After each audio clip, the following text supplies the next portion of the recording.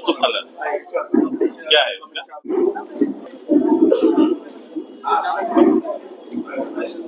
Hello, आज party मुख्यालय में आज पार्टी के पदाधिकारियों के, खासकर सेंट्रल केंद्रीय पदाधिकारियों की आज बैठक आहूत की गई है, जिसमें चुनाव के संदर्भ में और भावी रणनीति आने वाले रोड मैप के संदर्भ में भी चर्चाएं अभी चल रही हैं। हम सभी लोगों ने अलग अलग रूप से पार्टी के सभी इकाइयों के साथ अलग अलग बैठक करके उनका फीडबैक सिलेक्शन को लेकर या फिर आने वाले समय को लेकर पार्टी के लिए फीडबैक उनसे हम लेने का काम चल रहा है पार्टी के अंदर। पहले हम लोग ने संसदीय बोर्ड का, प्रत्याशियों का और फिर वरीय पदाधिकारियों का, फिर हम नीचे भी जाएंगे। नीचे के जिस क्षेत्रों में हम लोग चुनाव लड़े वहां के नीचे के पदाधिकारियों का भी फीडबैक आना जरूरी है, क्योंकि उससे क्या होता है कि फर्दर प्लान बनाने में बहुत आसानी होती है। हमने तय किया है, पिछले बार भी मैंने कहा था कि हमने तय किया है कि ये कुछ महीना सरकार के लिए और सरकार को नीति बनाने का, सरकार को इस राज्य के परिप्रेक्ष्य में लिए हुए 5-6 जो उनके हिडन एजेंडा जिनको वो करते आए उनके लिए थोड़ा समय हम लोग निश्चित रूप से देंगे। लेकिन ये निश्चित है कि हम राज्य और राज्य के लोगों के हित में हम हर समय खड़े रहेंगे। ये निश्चित है कि विधानसभा के अंदर और विधानसभा का समय, जितना समय विधानसभा का इस राज्य के परिप्रेक्ष्य में चर्चाओं पर होना चाहिए, मैं लगातार 20-25 साल से प्रत्यक्ष अप्रत्यक्ष रूप से इसको मैं देख भी रहा हूं। हमेशा सरकारी पक्ष हावी रहता है और कभी भी हेल्दी जो एक डिस्कशन का मंच बनना चाहिए वो हो नहीं पाता है। कभी कभी कार्यमंत्रणा समिति के विषयों को भी अपने अनुरूप बहुत है, चूंकि हर जगह के लिए बहुमत चाहिए तो ये बन नहीं पाता है। तो हम इसके ऊपर भी हम काफी मंथन करेंगे, हम प्लान करेंगे और मेरा पूरा और मेरी पार्टी का अभी फर्दर प्लान जो भी आगे का प्लान हमारा बन रहा है उसमें हम पब्लिक के बीच में खड़ा होकर वो सारे इश्यूज, जिस इश्यूज के साथ लोगों को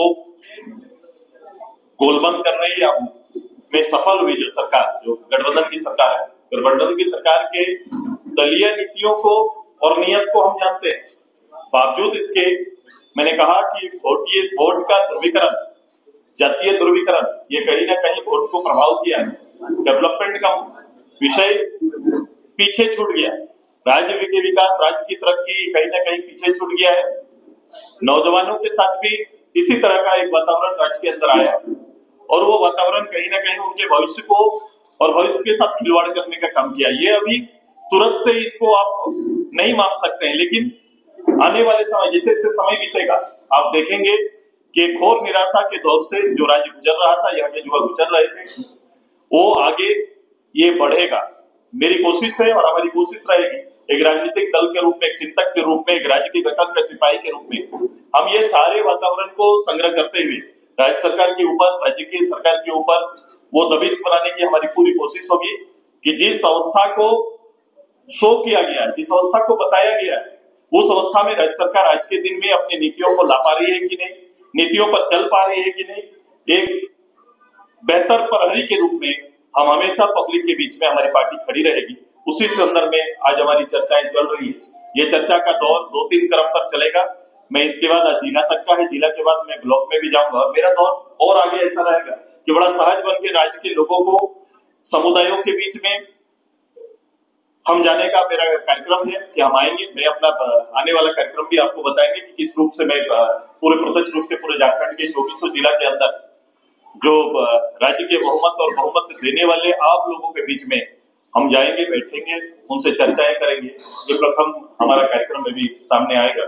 हम पार्टी की ओर से चूंकि एक दलीय दायित्व के रूप में ये कार्यक्रम हमारा अभी चल रहा है, शेष राज्य के घटना जैसे राज्य और देश की घटनाओं के साथ एक दलीय प्रतिक्रिया और उसके पीछे लोगों की भावनाओं के साथ खड़ा होने का निश्चय हमारा है और हम रहेंगे उसके साथ।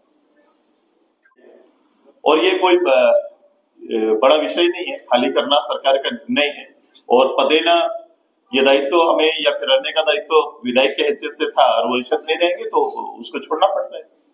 पहले भी आप विधायक नहीं थे, सामने हाँ, उस समय सरकार ने कंडीशन लगा के उसका एक रास्ता निकल के रहने के लिए अधिकृत किए थे, तो था। अभी सरकार को है कि वो हमारा मंत्रिमंडल, मैंने देखा मंत्रिमंडल या मुख्यमंत्री परिषद का हिस्सा हो सकता है। तो इस बार सरकार कोई रास्ता नहीं खोज रही है, कट टू कट बात कर रही है। मेरे लिए ये कोई विषय नहीं है, मेरे लिए वो छत विषय नहीं है। ओबीसी वोटों का जो खासकर कहें कि आप लोग जिस जाति की नहीं कहेंगे, मतलब जहाँ प्रभुत्व है आप तो कोई जाति है, वो भर्ती इसके कारण एनडीए का बड़ा नुकसान हुआ। ये मानते हैं आप कि जो कभी कभी इसका सही आकलन हो नहीं पाता है, वो बिखराव सभी में हुआ है। मैंने कहा कुछ समुदाय विशेष का ध्रुवीकरण हुआ है और कुछ में बिखराव आया है। जब बिखराव आएगा तो कोई एक बड़ा समुदाय नहीं, ये अभी बता रहे थे हम लोग, ये आबादी बैकवर्ड ओबीसी की आबादी लगभग 50% के आसपास की है। तो ये कहीं ना कहीं वो उसमें अलग अलग जगह पर अलग अलग निर्णय, अलग अलग समुदाय अलग अलग क्षेत्र में अलग अलग रूप से अपनी राय देते हैं। संगठित रूप से इस प्रदेश के अंदर में जिस रूप से रहना चाहिए, जिस रूप से संगठन को एकत्रित करना चाहिए, बहुत लोग इसमें मेहनत कर रहे हैं, बहुत लोग काम कर रहे हैं। ये कोशिश जरूर रहेगी हर वर्ग ध्रुवीकरण का हिस्सा बने, ताकि कोई बिखराव ना हो और एक अच्छा उन पक्ष में, ओबीसी के पक्ष में, उनके हक के पक्ष में अच्छा निर्णय। ये आदिवासी वोटों से अधिकांश सीटों पर आपको मौका नहीं मिल पाया जहाँ आदिवासी वोट का नहीं, ऐसा अभी कुछ समय से इसको आप देख सकते हैं, कुछ समय से देख सकते हैं। हमारे सहयोगी दल, चूंकि पार्लियामेंट हम उधर लड़े नहीं, तो पार्लियामेंट में भी इसकी झलकियां आपको मिली होंगी और असेंबली में भी कहीं ना कहीं जो 28 रिजर्व सीट है वहां वो संख्या जरूर कम आई, हम उस पर मंथन करेंगे। सुरेश जी, आप कह रहे हैं हम सड़कें सुनी नहीं होने देंगे ताकि सत्ता काबू में रहे, ठीक से चले। सत्ता करें, हम तो खुद विपक्ष में हैं। ये लोग पीआईएल गैंग 75% रिजर्वेशन झारखंडियों का खत्म करा दिए निजी क्षेत्र में। मेरा पैसा 1,36,000 करोड़ रुपया नहीं दे रहे हैं। बोले इसकी लड़ाई सुरेश जी को लड़नी चाहिए। मैं निश्चित रूप से मैं रिजर्वेशन के पक्ष में हूँ, मैं सारना कोर्ट के पक्ष में भी हूँ, मैं राज्य का कोई अंश केंद्र के हिस्से में है तो उसके पक्ष में भी मैं खड़ा हूँ। लेकिन इस सब पक्ष में ईमानदारी दिखनी चाहिए राजनीति में, क्योंकि ये सारे पक्षों पे उनकी राजनीति दिखती है, अंततः राजनीति झलकती है। मैंने कहा कि अगर जातीय जनगणना करने का विषय है, जातीय जनगणना करने का सब्जेक्ट अगर था जिसकी बात उसके केंद्रीय नेता आकर यहाँ पर सभाओं में दोहरा कर जाते हैं, तो निश्चित रूप से उनको कहना चाहिए था कि अपने राज्य को आदेश देना चाहिए था। क्योंकि प्रत्यक्ष रूप से 5 साल पूरा ये उन्हीं की सरकार रही, इंडिया गठबंधन की सरकार रही, लेकिन इसको लेकर कभी भी आगे नहीं बढ़े। केवल एक बयान और एक कमेटी तक ही ये रह गई, आज तक ये आगे नहीं बढ़ पाया। अभी भी पहला निर्णय वही आना चाहिए कि आप जातीय जनगणना प्रदेश के अंदर में कराइए, हम आपके साथ हैं। आपने विधानसभा के अंदर एक सदस्य के रूप में, मेरी पार्टी के नेता के रूप में भी आपने मुझे देखा था कि जब राज्य के इन तीनों एजेंडे पर, राज्य के हित के एजेंडे जब आते हैं तो सुदेश तो पक्ष और विपक्ष नहीं देखता, सीधे खड़ा होकर उन विषयों को समर्थन देने का काम करता है। यही ईमानदारी उनको भी दिखानी चाहिए। आज जिन फंड की बात कर रहे हैं, फंड को थोड़ा क्लियर करना होगा। जो भारत सरकार से मांगने का, मैं पहले भी कहा, 5 साल तक ये मुख्यमंत्री के रूप में प्रधानमंत्री से इस इशू के साथ, नीति आयोग के साथ, इस इशू के साथ, खुद मुख्यमंत्री को फ्रंट में आना, वित्त सचिव के साथ, चीफ सेक्रेटरी के साथ जाके कमेटी बात करे पहले कि किन किन हिस्सों में कहां वो छूट जा रहे हैं। अखबार से ये इसका समाधान नहीं निकलेगा, बैठकों से समाधान निकलेगा। और राजहित का अगर कोई पैसा सेंट्रल में है तो उसको मांग के लेके आए। वो तो अभी अर्बन एरिया का रिजर्वेशन किसने खत्म किया? अर्बन चुनाव क्यों नहीं हो पाया? अभी तक अर्बन चुनाव क्यों नहीं हो पाया? क्यों उसके आरक्षण को समाप्त किया गया? पंचायत के आरक्षण को किसने समाप्त किया? पंचायत में जहां पर ओबीसी के लिए भी आरक्षण तय था, 10,000 लोग ओबीसी कोटे से जो चुन के आते, उनका आरक्षण किसने खत्म किया?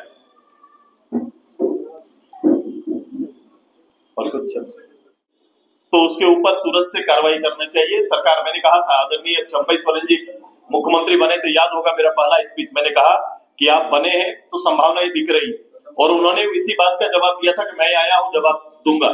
याद होगा कर्मचारी चयन आयोग में पिछली बार भी जो एग्जाम कैंसिल हुआ था, कैंसिल होने में चेयरमैन रिजाइन किए, कुछ लोगों की गिरफ्तारी हुई, लेकिन उसके बाद भी आज क्या हुआ है, आज कहां तक गए हम, इसकी जानकारी किसी को नहीं। गिरफ्तारी के बाद लोगों को चिन्हित करके सरकार आगे बढ़ पाई क्या? कुछ की है उसमें तो सरकार को बताना चाहिए। सर, महिला योजना का डेट जो है बढ़ रहा है, इस राज्य की भावना, महिला को सम्मान देने का जो तरीका अपनाया गया है, इससे महिलाएं काफी प्रभावित है और ये योजना चलनी चाहिए, ये योजना लगातार चलनी चाहिए। उनका किया हुआ प्रॉमिस, किसानों को किया हुआ प्रॉमिस कि 3200 रुपया में धान उठाव होगा, अभी सभी केंद्रों का उद्घाटन माननीय लोग कर रहे हैं। ये सुनिश्चित करें कि वहाँ 3200 से किसानों को धान का रेट मिलना चाहिए, ये सुनिश्चित होना चाहिए उनको, नहीं तो फिर वो हकमारी होगा। क्योंकि ये शब्द सरकार का है, ये किसानों का हकमारी ना हो जाए, ये सुनिश्चित करने का काम करे। दूसरा, आपने जो कहा है अभी मैया योजना भी हकमारी ना हो जाए महिलाओं का, ये हम लोग देखने का काम करेंगे। उनको 2500 रुपया तुरंत से इसी दिसंबर से उनको लागू होना चाहिए। 2500 सरकार दे, हम इस योजना में सरकार के साथ खड़े कि वो तुरंत से इसको लागू करना चाहिए। मैंने पहले भी कहा था कि सरकार इसके बहाना निकालेगी। मैं एक शक कहाँ शुरू कर रहा हूँ, एक प्रश्न खड़ा कर रहा हूँ जो शायद सरकार इस बहाने से बाहर निकलने की कोशिश करेगी। कि सबसे पहले मैंने कहा था कि योजना को लेकर कोई बजट नहीं, आप इस बात को स्पष्ट मानते हैं कि इसको लेकर कोई सरकार ने पिछले 23-24 में कोई बजट नहीं रखा था। दूसरा, इस योजना को किनको दिया जाएगा, ये प्रावधान क्या होगा, उसका नियम क्या होगा, सरकार ने नहीं बनाए थे, इसीलिए तो सरकार बाद में नियम बना रही। पहले पैसा भेजे हैं, फिर सरकार नियम बनाती है, फिर अभी कह रही कि इनको मिल सकता है, इनको नहीं मिल सकता है। अगर ये नियत, तो फिर इस नियत को क्या कहा जाए? वोट को प्रभावित करने वाला दिया हुआ, ये उनका एक कार्यक्रम था, वोट के लिए कार्यक्रम था, क्योंकि उस समय सभी के खाते में चले गए। सरकार ऐसे कैसे कर सकती है? बिना नियम बनाए हुए लोगों के खाते में पैसा कैसे भेज दी? अगर सरकार के संज्ञान में ये नहीं था, तो अगर किसी ने गुस्ताखी की है तो उसके खिलाफ में सरकार क्या कार्रवाई करने जा रही है क्या?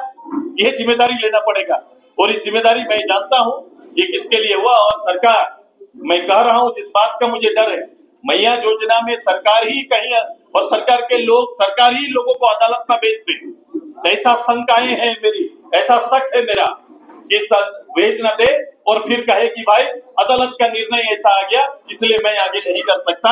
ऐसा बहाना सरकार खोज सकती है, लेकिन अब बहाना नहीं, बल्कि सरकार के साथ हम खड़े हैं। सरकार हर हालत पे अपने किए हुए वायदे को पूरा करे, और जो वादा पूरा करेगी सरकार के साथ हम भी खड़ा रहेंगे, उनको समझ देने का काम हम लोग करेंगे। ये जो आप आशंका जाहिर रास्ता इसी तरह से निकालती है और ऐसा खोज सकती है, और फिर ये दोष सामने विपक्ष को देंगे। इसलिए मैं पहले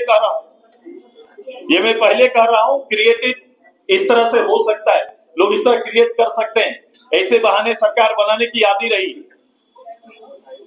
नहीं मिल रहा है किसानों को, 2400 में मैं वही बोल रहा हूँ, 3200 केंद्रों में जाए किसान, झारखंड के लोगों, किसानों को, ये एक तो हकमारी होगा, महिलाओं का हकमारी होगा।